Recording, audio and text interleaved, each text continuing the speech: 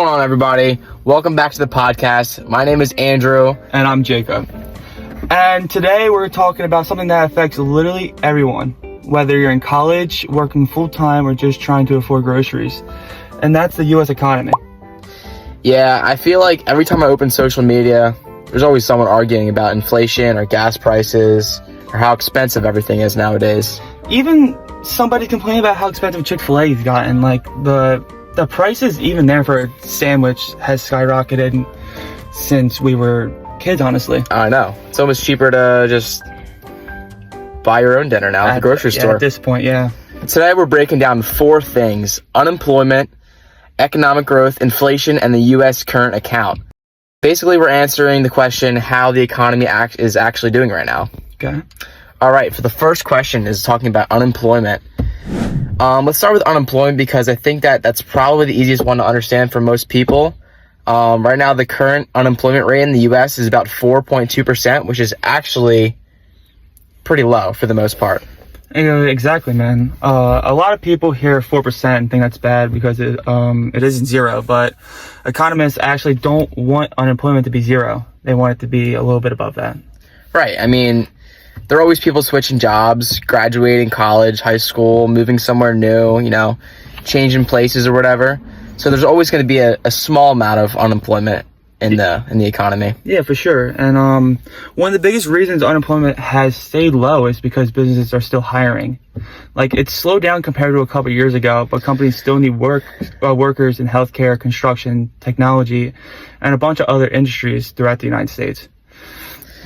Yeah, so overall, I mean, compared to history, unemployment is actually, I feel like it's actually in a really good spot. 100%, yeah, I should agree. During previous recessions, we've seen unemployment get close to 10% or even higher, which is just unbelievable. I mean, being around 4%, which means most people who want a job are able to find one and get one. Now, I wanted to get into GDP, which stands for Gross Domestic Product for anybody that doesn't know. Basically, GDP measures how much stuff the country produces and how much the economy grows. Yeah, I mean, think of it as like the economy's report card. It's kind of easy way to think about it. If GDP is going up, businesses are making more products, people are buying more things, and companies are just doing well in general. Yeah, for sure. And as of right now, the economy is growing by around 2.1%, which is considered a healthy rate. Yeah, that honestly tells us we're in an expansion, not a recession, which is a good thing. The economy isn't growing super fast at the moment, but it's also not shrinking. So it's a slow build, but we're getting there. And honestly, if we're being honest, that's what you want. If the economy grows too fast, inflation usually starts getting worse. And if it starts shrinking, people start losing jobs and no one has enough money to get through their daily needs. Yeah, of course. So I feel like you said, 2% is kind of that sweet spot where the economy, keeps moving without getting out of super out of control. All right, on to question number 3. We're talking about inflation. Everyone's favorite topic. Yeah, inflation's definitely one of those topics that's been brought up throughout the last couple of years. Yeah, I mean, obviously it's nobody's favorite topic to talk about. Definitely not after buying, going to buy groceries or going to buy gas, especially nowadays. It's unbelievable. Yeah, for sure. So if anyone doesn't know, inflation is pretty much, in basic terms, is how prices increase over time. Right now, inflation is sitting around 3.5%.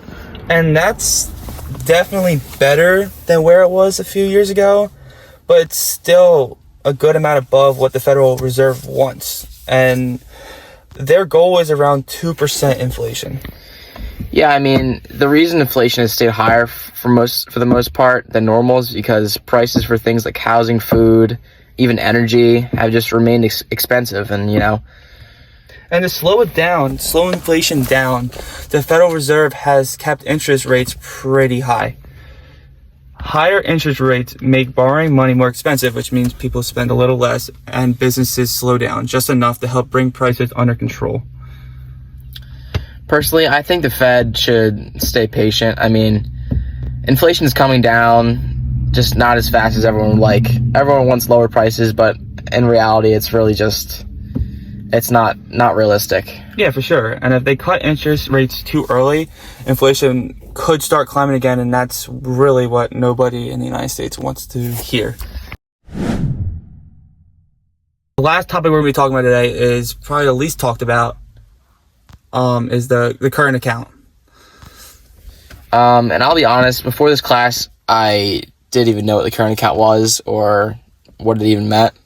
So Yeah, I mean, basically the current account measures money flowing into and out of the country through trade and investments. So right now, the United States has a current account deficit, which means we buy more goods and services from other countries than we actually sell to them. And that sounds pretty bad at first, but it isn't automatically a bad thing.